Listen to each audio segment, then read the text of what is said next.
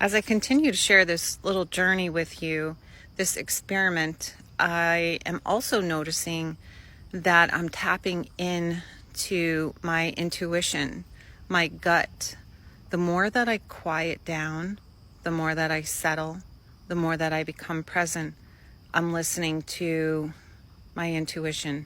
Now, mind you, it's kind of easy to do it when I'm in this really still place.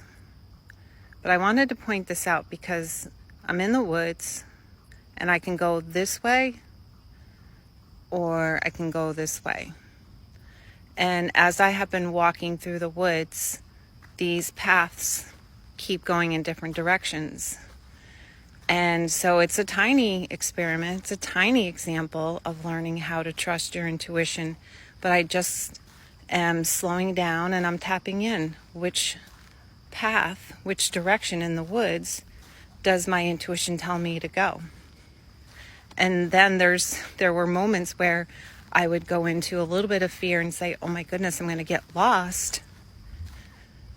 I'm going to get stuck out here in the woods and not find my way back to the car. And then I started to think, well, what if there's an animal in here that might attack me? And as soon as I went into my mind and my fears, I wasn't present anymore. And then I just brought myself back to how quiet it is. I mean, it is so quiet and still in here. There's not another soul in this park right now.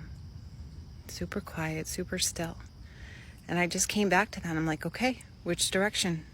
Just trust my inner guidance and know that I will get out of here safely. And as I did that, I just settled down and started to come back to this moment and connected with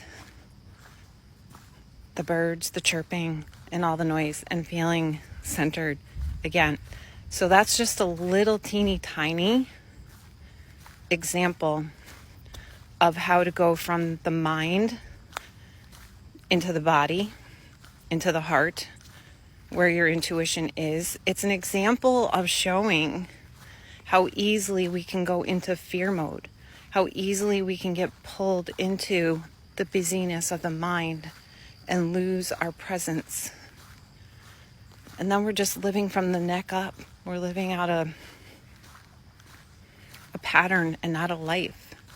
And that's what so many of us do for decades, and some of us a whole entire lifetime.